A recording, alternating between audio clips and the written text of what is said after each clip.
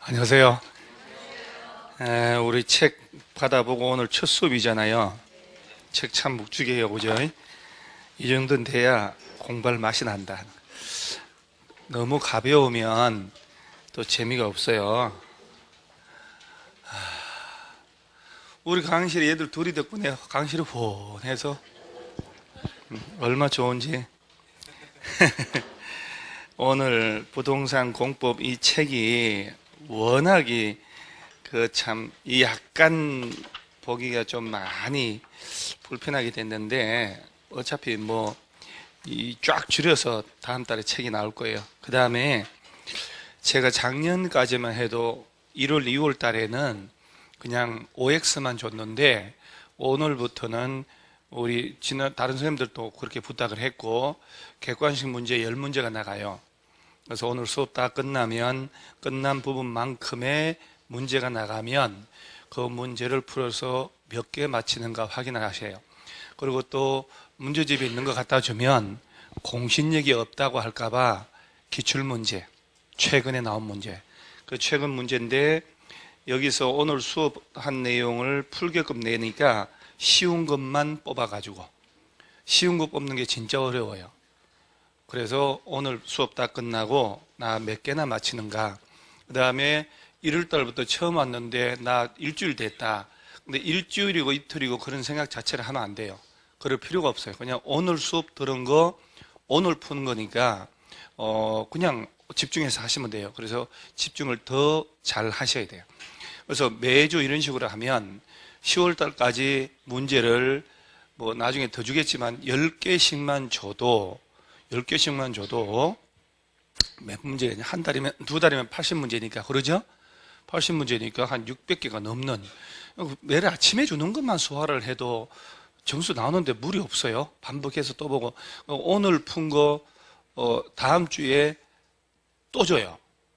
아침에 오면 복습하라고. 그 다음에 오후에는 또 세 문제 주고, 계속 지쳐 쓰러질 때까지. 무슨 얘기인지 이해 가요? 맑게 알아듣죠? 이런 말도 못 알아들으면 이건 어떻게 하냐고, 이거를. 그러죠? 그래서 문제를 주면 귀하게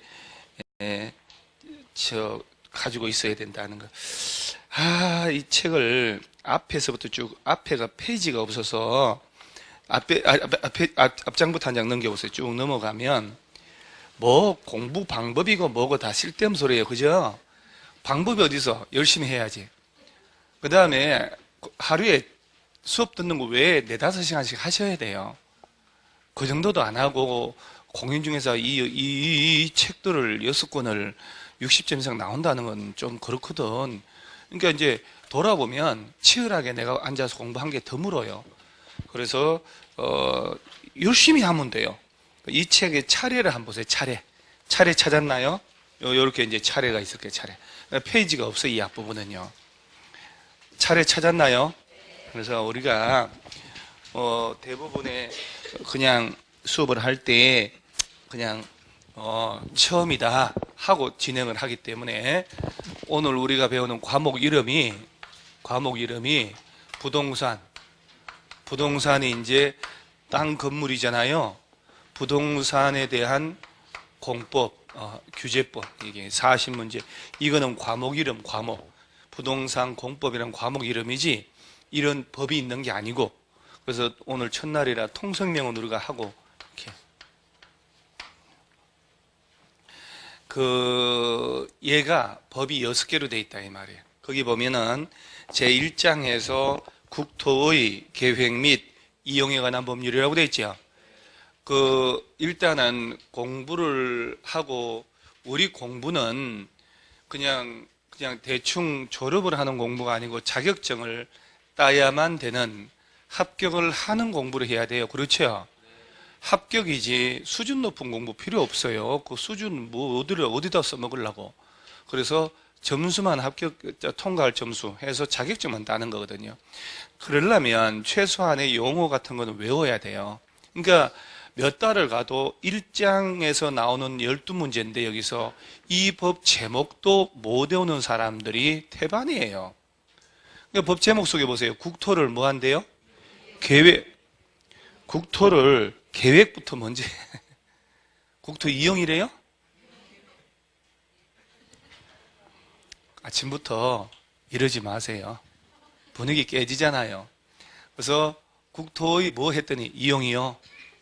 국토를 계획하고 이용하기 위해 만들어진 법이래요. 그러죠? 그 법 제목 속에 보세요. 국토라는 단어 들어갔잖아요. 여러분 아는 법 제목 속에 국토라는 단어 들어간 법이 있을까? 없어요. 그만큼 중요하다는 얘기예요. 국가 전체를 뭐 한대요? 계획하고 국가 전체를 이용하려고 만드는 법이래잖아요. 그러니까 시험 낼 때 부동산 공법 문제는 부동산 공법에 다음 중 틀린 거 절대 그렇게 내지를 않아. 국토의 계획 및 이용에 관한 법령에 따른 용적률 중 틀린 거, 국토의 계획 및 이용에 관한 법령에 따른 개발행위 허가 중 틀린 것, 올바른 것 이렇게 내는 거예요. 앞에가 그 법이 앞에 항상 가는 거예요. 그 다음에 도시개발법에 따른 환지계획의 내용이 아닌 것 이런 식으로 낸단 말이에요. 그러니까 항상 앞에 법이 나와 이렇게. 그래서 그 법 제목을 보고 그 나중에 배워서 그 법 내용이 머릿속에 쫙 들어가야 65점 이렇게 나와요. 그래서 제1장에서 12개가 출제된다. 이렇게 40문제 중에 12개가 나오는데 1장은 죽어나 사나 열심히 해야 되잖아요. 그렇죠? 8개에서 10개 맞힌다 생각해야 돼요. 암만 못 나와도 이건 8개는 맞춰야 된다. 1장에서. 1장이 그냥 너덜너덜할 정도로 봐야 돼. 손대면 툭 하면 그냥 두두둑 나오게끔. 그거 뭐 6개 법률 중에 하나밖에 안 되는데 그까짓 거 뭐.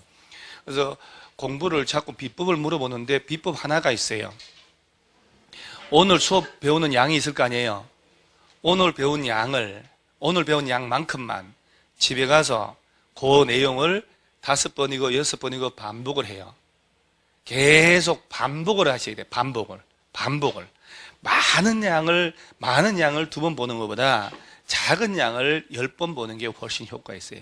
그래도 잊어먹거든요. 그걸 다음 달에 또 반복해야 돼요. 6개월 가야 돼요. 그래서 1장은 8개 이상 마친다 생각하셔야 돼요. 2장은 도시개발법에서 6개가 나오고 3장 도시 및 주거환경정비법 6문제가 나오는데 얘는 너무너무 어렵다는 거. 그래서 2장, 3장은 반타자가 한다 생각하시면 괜찮아요. 3개 맞춘다. 그것도 뭐 날로 맞추는 건 아니고 공부 좀 열심히 해야 3개는 맞춘다. 그래서 4장을 보면은 한 장 넘어가 4장을 보면은 건축법이라고 돼 있잖아요. 건축법, 주택법에서 7문제 합쳐서 14개가 나와요. 그런데 건축법, 주택법은 일단 대다수의 문제가 예외도 있습니다만은 짧아요. 문제가 짧아요. 짧게 나옵니다.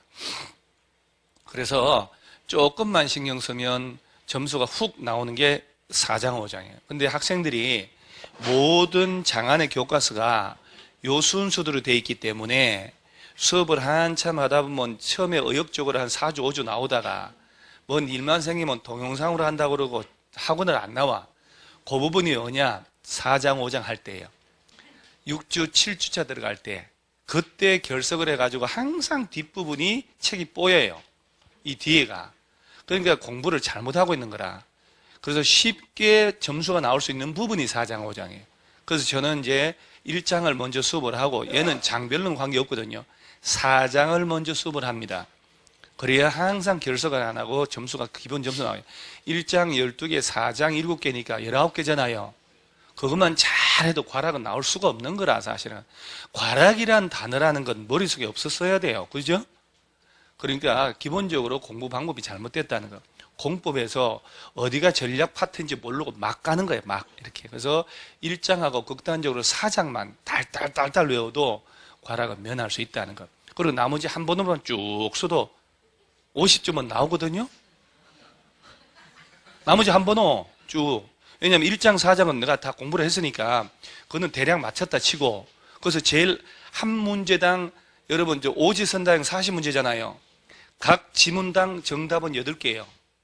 1번 8개, 2번 8개, 3번 8개 이렇게. 그럼 1장, 4장에서 봤더니 정답이 3번이 제일 안 나왔어. 나머지 쭉 3번 하면 4개는 맞춰요. 그렇게 찍는 거거든요, 사실은요. 근데 그 확실히 맞췄다는 전제 깔려야지. 그러지 않으면 허방이고. 그러니까 이제 이렇게 공부를 잘 하다 보면, 그 다음에 5장 같은 경우는 얘도 문제도 쉽지만은 실무 들어가서 사실은 많이 필요한 게 주택법이에요. 그래서 뭐 어디 하나 2장 빼고는 필요한 게 2장 도시개발법은 실무에서도 필요 없어요. 진짜 뭐들나 시험에 넣는지 난 이해가 안 갑니다. 그래서 4장, 5장에서 7개씩 나오니까 공부하기 되게 수월해, 이 부분은. 그래서 4장, 5장만 좀 신경 쓰면 50점은 후딱 나오거든요. 6장은 농지법인데 뭐 딸랑 2개가 나오는데 농지법은 수업 듣는 것만 해도 된다는 것. 그래서 이 과목은 법이 몇 개의 법으로 되냐 그러면 6개의 법률로 돼 있다. 그리고 제 1장이 무슨 법이요? 2장이 도시개발법, 3장은 책장 넘기지 말고 가만히 있어 봐봐. 3장. 예? 3장이 건축법이요? 도시 및 주거환경 정비법. 그거 외우는데 석 달 걸렸었다. 4장이 건축법, 5장이 주택법, 6장이 농지법 이렇게 되는 거예요. 그래서 문제를 기출문제 나중에 걸어 보면 참 막 대충 보거든. 학생들은 공법 문제를 보잖아요. 이렇게 돼. 항상 주택법에 의한 주택법에 규정하고 있는 주택상환사채에 대한 설명으로 이렇게 항상 무슨 법인지를 넣어줘야 되는 거예요. 무슨 법 해서 12개 순서로 나오거든. 이렇게 책형 A형은. 그 다음 도시개발법에 대한 다음 설명으로 도시정비법에 따른 조합에 대한 설명, 이렇게 무슨 법에 의한이 넣어줘야 그게 없는 순간 문제 출제 잘못되는 거예요. 그 다음에 한 장 넘어가고 2장 넘어가고 쭉 넘어가요. 그 30페이지가 제 1장에 나오기 시작하잖아요. 30페이지 1장에 나오는데 밑에 하단에 용어 정의 있나요? 그러니까 이제 용어를 물어보는 문제가 40문제 중에 맨 위에 딱 등장을 해요. 용어를 묻는 문제가. 그러면 그 용어를 묻는데 그 용어를 묻는 문제도 아까 좀 전에 법이 6개라고 그랬지요. 6개 중에 용어를 묻는 문제는 1장하고 3장하고 5장이에요. 그러니까 마구잡이로 내지를 않아. 그럼 이 용어를 어떻게 물어보냐? 옛날 문제 지문 5개로 만들어 놓고 틀린 거 찾아라. 요새 세련된 문제 박스 처리해 놓고 이 안에서 용어 설명 중에 틀린 건 모두 몇 개냐? 사람 죽이는 문제입니다. 틀린 게 모두 몇 개냐? 1개, 2개, 3개 이런 식으로 가면 지문 5줄, 4줄 중에 한 줄이라도 모르면 답을 못 찾는 거예요. 그러니까 이 부분이 여기를 어디를 틀리게 하는지만 알면 됩니다. 그러겠죠? 그래서 이 책은 좀 이따가 내가 고칠 것도 많은데 좀 난삽하게 돼 있어요. 근데 제가 이제 저는 20년 동안 제가 안 쓴 책으로 강의한 적이 없는데 저 평생 처음으로 제가 쓰지 않은 책으로 강의를 해봐요. 그러니까 이제 이 책을 보면 우리 선수들끼리 알거든요. 법을 치밀하게 했는지 아닌지 약간 어설퍼.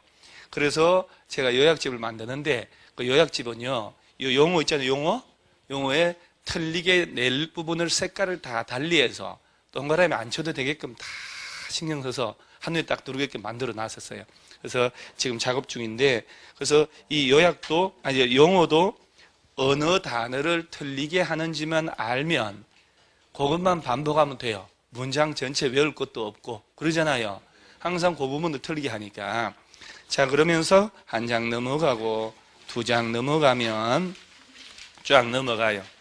36페이지가 국토의 용도 구분이라고 되어 있나요? 우리 대한민국은 나라 전체가 4개의 용도 지역으로 구분됩니다.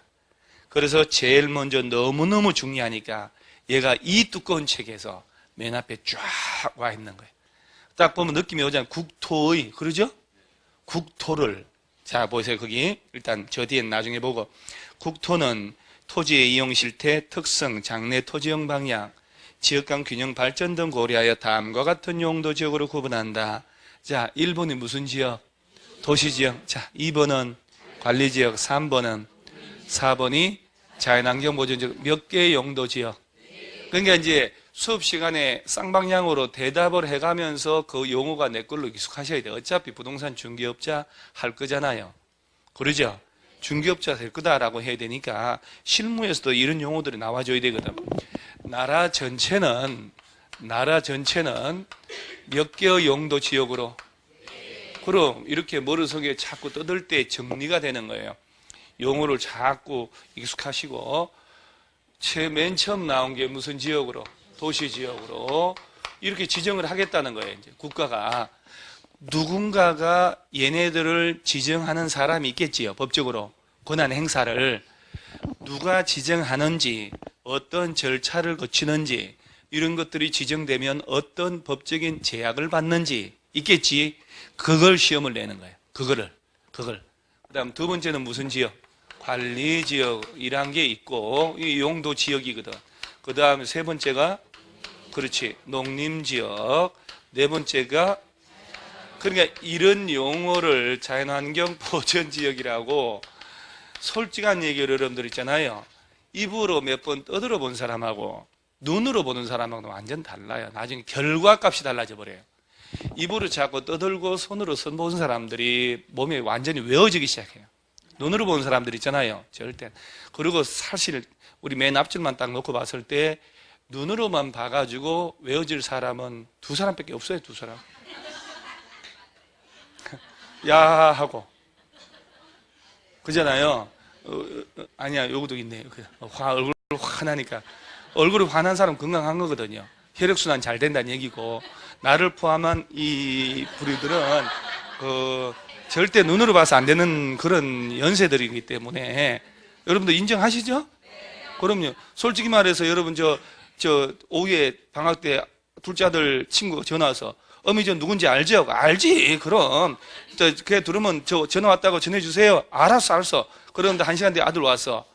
엄마 친구 전화 온 거 없어? 왔어. 누구? 만수가 전화했는데 순돌이. 뭐라 하더라? 뭘? 금방 통화네. 이름도 기억 안 나잖아요. 그러니까 이걸 어떻게 왜? 그러니까 그 자리에서 만수라 그랬지? 만수? 세 번만 만수라 그러잖아요. 안 잊어먹어요. 그래서 저는 군대 가니까 지휘관들이 뭐 시키잖아요. 그 자리에서 복명복창하고 가라고 한 이유를 나중에 알았다니까요. 막 훈련 중에 알았습니다. 저 소대장한테 가서 전달했습니다. 가서 잊어먹어 버리잖아요. 포탄 터지 막 이러면.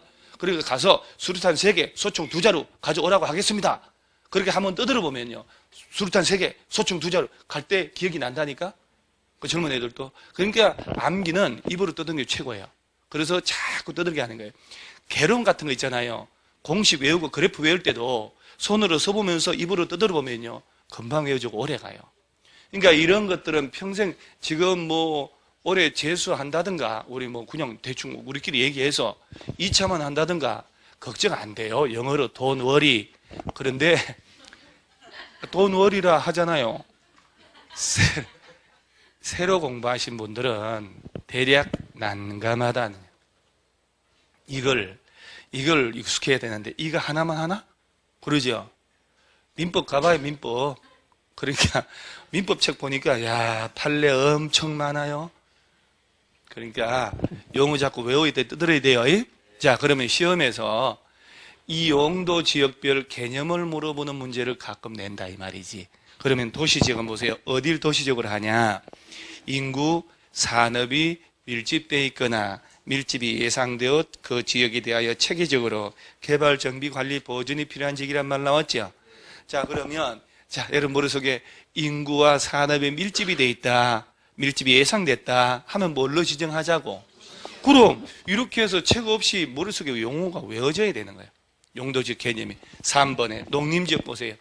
농림지역은 잘 봐야 돼요. 도시지역에 속하지 않는 농지법에 따른 거기 농업진흥지역 동그라미 하고 막 동그라미 안 돼요. 딱 제가 하라는 거 아세요. 또는 산지관리법에 따른 보전산지 동그라미 등으로서 농림업진흥과 산림을 보존하기 위해 필요한 지역을 말한다라고 돼 있죠. 자, 동그라미 한 개, 2개. 뭐하고 뭐? 농업진흥지역 또는 보전산지. 낯설잖아요. 그러죠? 그럼 그런 용어가 입에서 도로록 구사가 돼야 되거든. 그러니까 이렇게 되는 거예요. 어디를